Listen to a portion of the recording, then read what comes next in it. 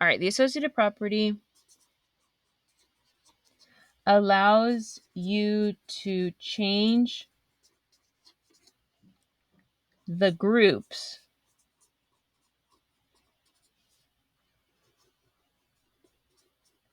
without changing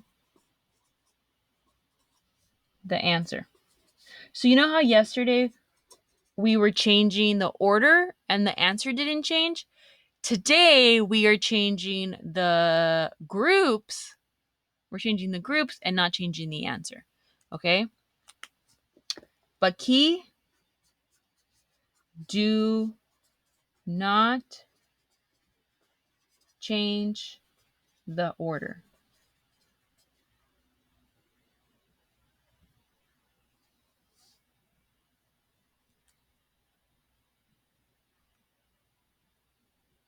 Whatever you do, don't change the order.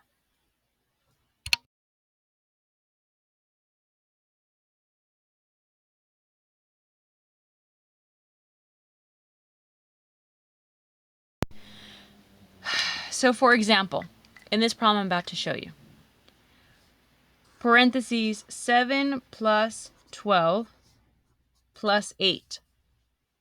This is a group because it has parentheses. It has a group.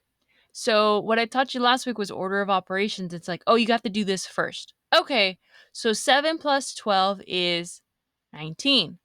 Well, if I have 19, I got to add 8 to it. So 19 plus 8 is 27. 27. But what if I rewrite my problem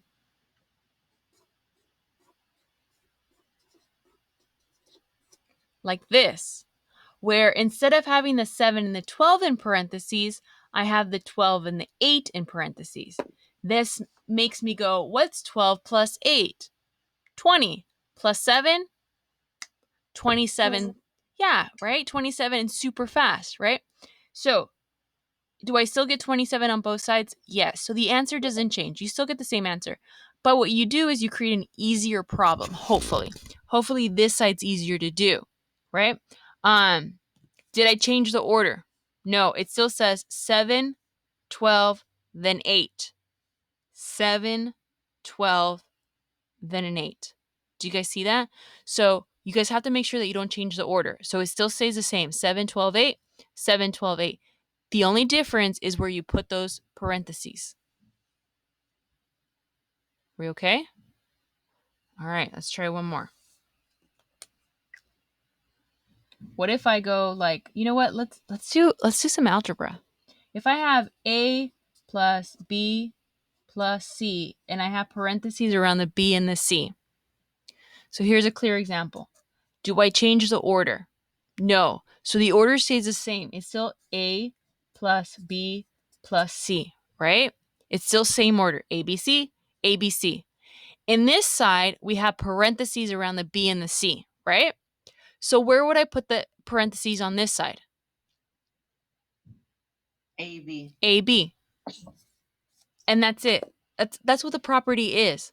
That's all the property is. The property says, don't change the order, just change where the parentheses are. And that's it. It's that easy. I hope. Did I write down that this equals 28 and this equals 28? No. I don't care. I don't really care. I don't even know what this is going to equal, right? So when you're doing your classwork, there's a couple of you on yesterday's assignment, I gave you like this problem and you're like, oh, it equals 28. And I gave you a 0. I gave you a 0 because I'm not looking for the answer. I'm looking for how do you change it? So you're not even doing math. All you're doing is just rewriting it. Okay, so be very careful with that. All right. What if I give you this problem?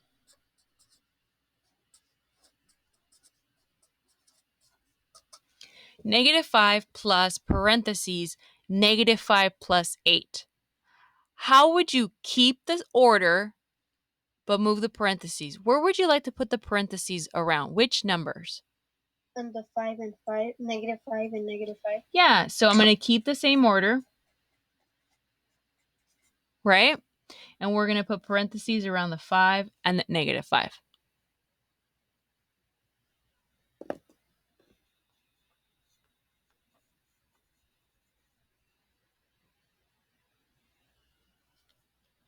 Now, did I ask you what it equals?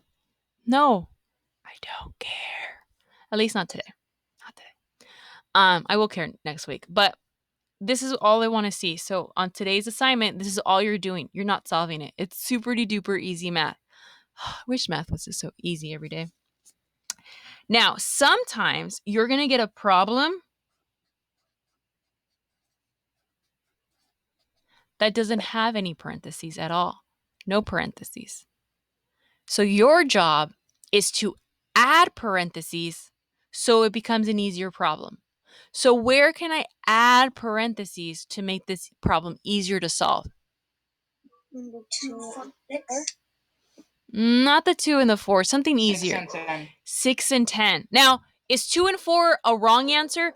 No. Remember, there's really no wrong answers. But the 4 and the 6, if you group those together, you get 10, right? And that's so much easier to handle.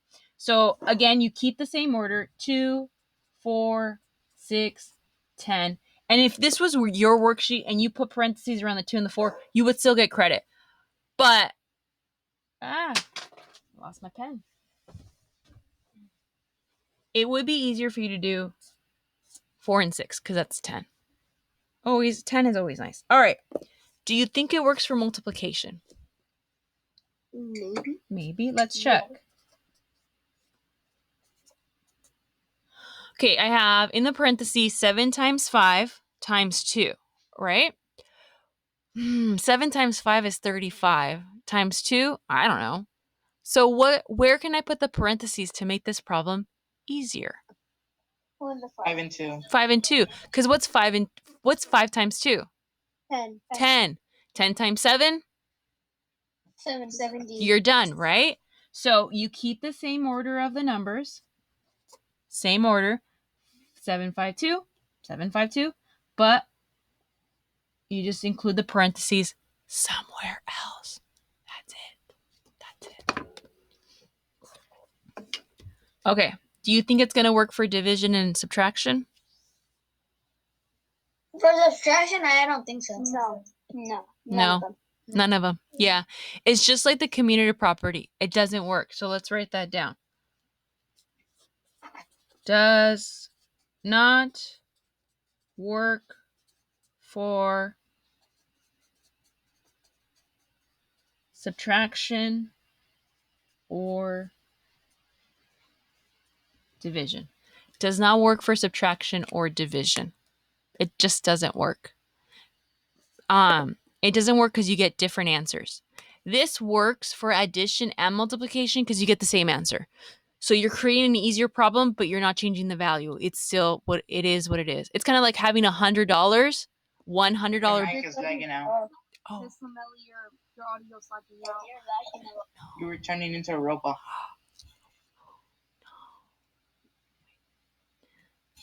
I'm going. Okay, I'm gonna. Oh, okay. Well, I'm gonna log on my phone, and then it worked out perfectly last period. Period 2.